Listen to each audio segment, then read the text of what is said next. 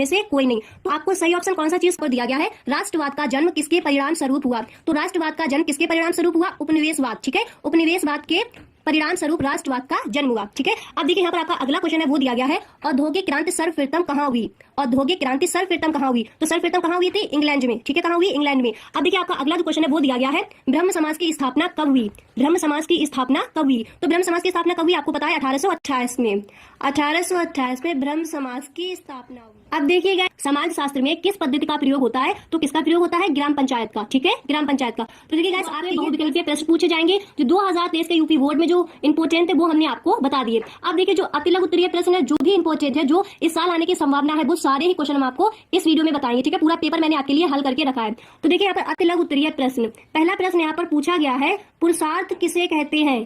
Question आपका क्या दिया गया है, पुरुषार्थ किसे कहते हैं, तो इसका आंसर हो जाएगा मानव क्रियाएं अधिकांशतः लक्ष्योन्मुख होती हैं। हिंदू सामाजिक संगठन में परंपरा की दृष्टि से मानव जीवन के 4 लक्ष्य बताए गए हैं। कौन कौन से, पहला धर्म, अर्थ, काम और मोक्ष, इन्हीं को पुरुषार्थ कहा जाता है। ठीक है, इसका आंसर ये हो जाएगा।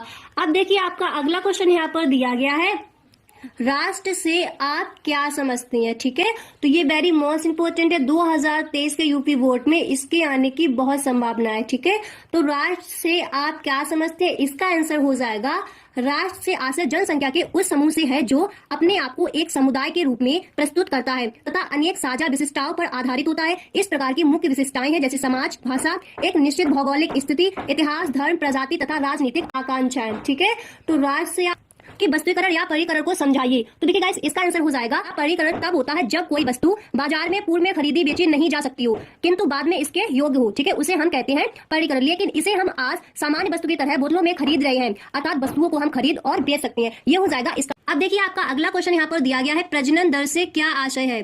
प्रजनन दर से क्या आशय है, तो गाइस इसका आंसर हो जाएगा जनसंख्या की स्थिति को समझने के लिए प्रजनन दर को भी ज्ञात किया जाता है।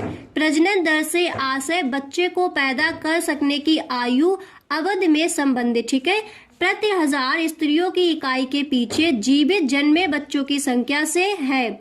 बच्चे पैदा करने की अवधि सामान्य रूप से स्त्री की यानी 15 वर्ष से 49 वर्ष की आयु अवधि को माना जाता है। इसी को गाइस हम कहते हैं प्रजनन दर। समझ आ गया, अच्छे से इस क्वेश्चन को आपको तैयार कर लेना है क्योंकि ये यूपी बोर्ड में पूछा जा सकता है 2023 के यूपी बोर्ड में। ठीक है, अब देखिए आपका अगला क्वेश्चन यहाँ पर दिया गया है, अगला क्वेश्चन आपको यहाँ पर दिया गया है, जाति व्यवस्था में होने वाले परिवर्तन के 4 मुख्य कारणों का उल्लेख कीजिए। ठीक है, जाति व्यवस्था में होने वाले परिवर्तन के 4 मुख्य कारणों का उल्लेख कीजिए। तो देखिए गाइस इसका आंसर हो जाएगा, जाति व्यवस्था में होने वाले परिवर्तन के 4 मुख्य कारण हैं। कौन कौन से, पहला है वर्तमान आर्थिक परिवर्तन तथा औद्योगिकरण। ठीक है, और दूसरा यहाँ पर है पाश्चात्य संस्कृत का प्रभाव। नेक्स्ट यहाँ पर दिया गया है नगरीकरण, और अगला आपका हो जाएगा भारतीय संविधान की मान्यताएं। ठीक है, अब देखिए गाइस आपका अगला क्वेश्चन यहाँ पर दिया गया है, 2011 की जनगणना के अनुसार भारत की नगरीय और ग्रामीण जनसंख्या कितनी है। यह क्वेश्चन बहुत ही इंपॉर्टेंट है। ठीक है, 2011 की जनगणना के अनुसार भारत की नगरीय और ग्रामीण जनसंख्या कितनी है, तो गाइस इसका आंसर हो जाएगा 2011 की जनसंख्या में 31.8% जनसंख्या नगरीय तथा 68.2% जनसंख्या ग्रामीण है। समझ आ गया। अब